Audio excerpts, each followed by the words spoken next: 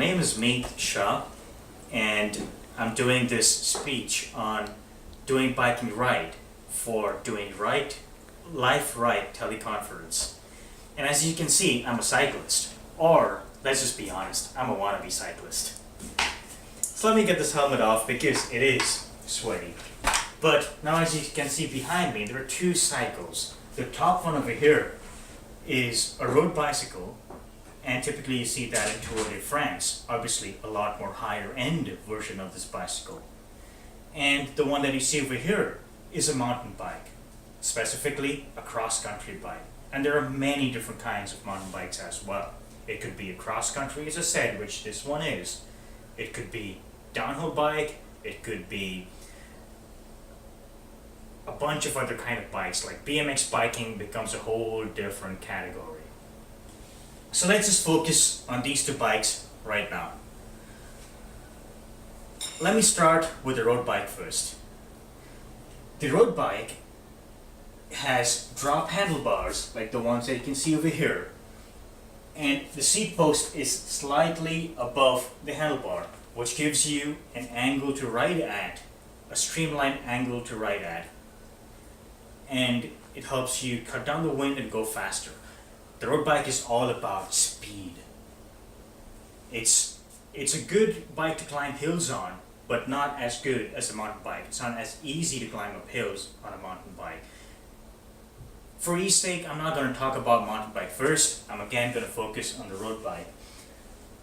So I just spoke about the drop handlebars and the seat post being higher than the handlebar. What I like about road biking is the simplicity. You can just hop on it and go for a ride. And you will understand the difference more as I talk about the mountain bike riding and its preparations. Here you just hop on it and you go up or down the street for a ride. Typically the rides are longer duration on a road bike. They could be 100 miles long. And on a road bike you calculate the mileage. You do not calculate the time, or you do not specify the loop. Again, a difference that will become more clear as I talk about mountain biking. So yes, when you go on a road bike, it's more about the mileage, where you go, the hills that you climb, the number of hours you put in, and typically it tends to be longer than a mountain bike.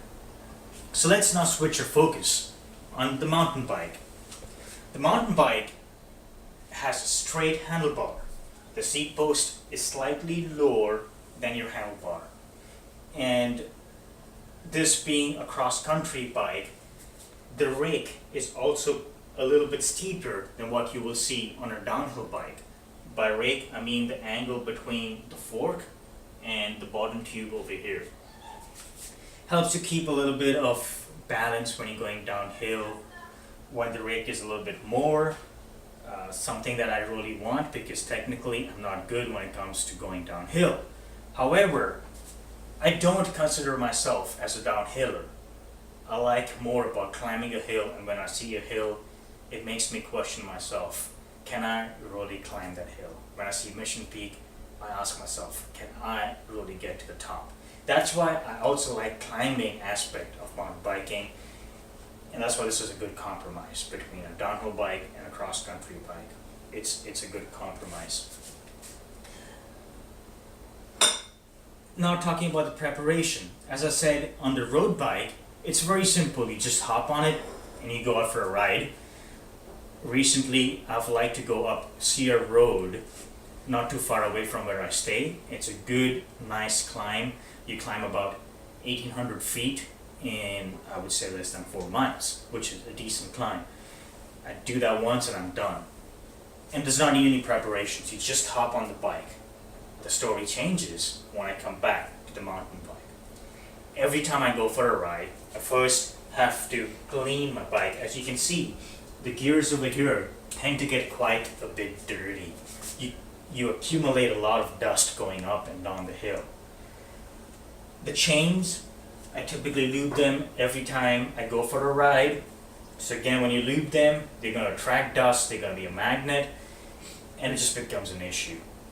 You collect more dust the more you ride. That's why every single time you go for a ride, you have to clean the chain, lube it, and keep your bike clean. If you do not keep it clean, what's going to happen is it's going to grind the gears, it's going to wear them out, and over the life of the bike, you will have more maintenance costs. So that's about my mountain bike. That's my passion. That's why you see both these bikes in the house.